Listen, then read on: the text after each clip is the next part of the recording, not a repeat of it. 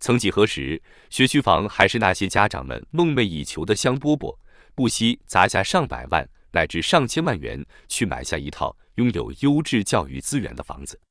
不管是北京的蜂鸟家园、上海的高兴花园，还是深圳的国城花园，这些学区房在短短几年内飞涨至天价，成为楼市投资的香饽饽。但如今，这些曾经的香饽饽却经历了令人发指的暴跌，沦为冰山一角。仅仅2年时间，一些学区房的价格就亏损了将近300万元，有些甚至直接腰斩。这场学区房的滑铁卢不仅让无数购房者蒙受沉重损失，也引发了社会对教育公平、人才培养等一系列问题的深思。在北京，曾经作为学区房金字招牌的蜂鸟家园，44平方米的小房子，在高峰时期竟能卖到近1000万元。但如今，这个户型的房子已直接跌破600万元，相比高位，跌幅高达40%。除此之外，北京其他学区房也没有幸免，像阳春光华1年内就跌了20%，万全新兴家园3年时间更是跌了28%，就连万柳书院这样的名校旁，法拍单价都跌了44%。在上海，曾经被誉为上海顶级学区的高兴花园同样遭遇了重创。2021年，高兴花园的成交价格曾高达每平方米10.9万元，47平方米的房子均价更是高达9.3万元。但仅仅3年时间，高兴花园的房价就遭遇了高达205万元的暴跌，如今挂牌价均价仅为4.9万元每平方米。上海重点学区楼盘的成交均价已降至6.84万元每平方米，相比高峰期的9.35万元每平方米，跌幅达26%，创下近5年新低。如果说上海的学区房市场已经惨烈，那么深圳的情况恐怕更加令人触目惊心。曾经的学区房炙手可热国城花园，在高峰期44平方米的户型，曾以每平方米高达32.27万元的天价成交，总价达到1420万元。然而，仅仅2年时间，国城花园的房价就遭遇了40%的跌幅，总价跌去了582万元。而被誉为海德3宝之一的漾日湾畔，从高峰期的20万加平方米，直接跌至如今的10万加平方米，低楼层73平方米的两房，曾在高峰期成交1600万元，如今仅以858万元的价格成交，跌幅高达46.37%。即便是被视为相对温和的广州市场，学区房的价格也难逃暴跌的命运。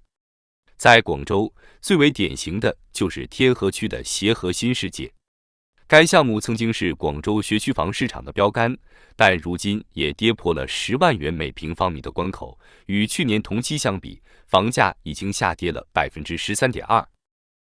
而在拥有20多家省级老牌小学的越秀区，情况也同样不容乐观。该区域近半小区已经无人问津，成交量几乎为0，其中东方文德广场更是跌幅高达32.19%。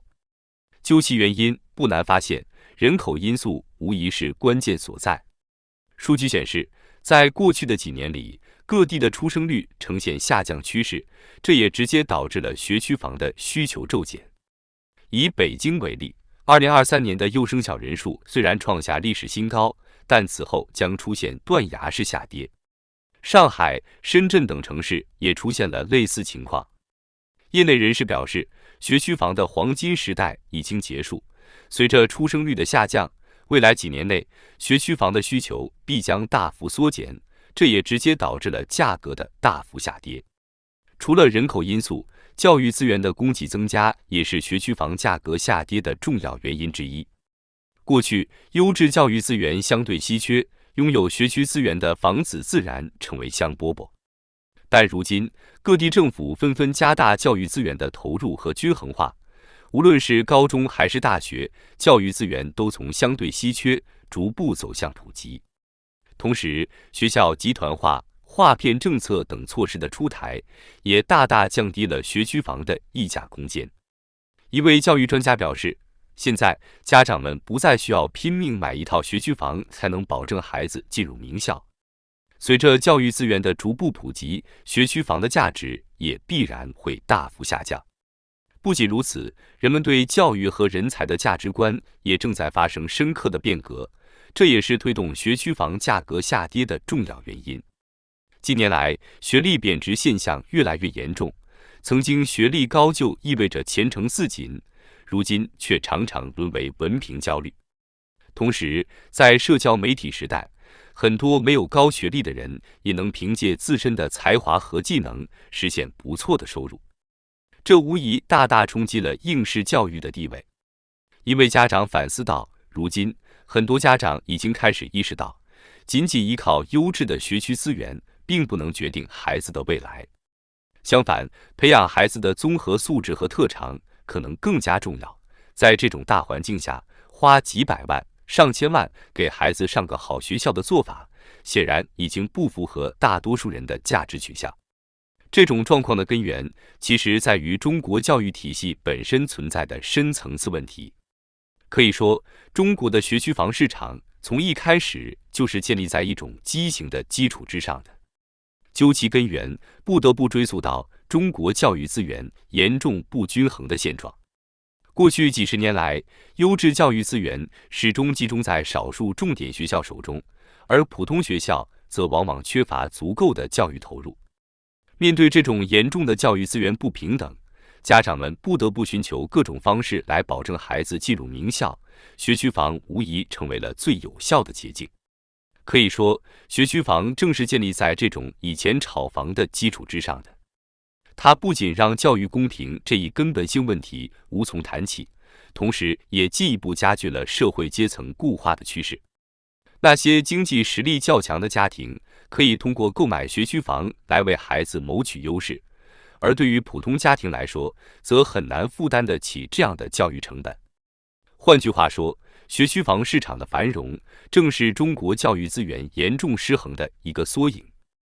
它不仅助长了教育公平的倒退，更是成为了吃人的社会压榨工具。这种畸形的教育格局，自然也引发了社会的广泛关注和反思。近年来，各地政府纷纷出台措施，试图推动教育资源的均衡化发展。但可悲的是，这些改革措施的落实并不容易。学区房这个利益链条并未就此而断，优质教育资源的不均衡状况依旧存在，甚至有人担心学区房的崩盘可能会加剧社会不公平的恶化。中国教育的扩张，特别是教育产业化的大跃进，也带来了品质的滑坡。过去是学好数理化，走遍天下都不怕，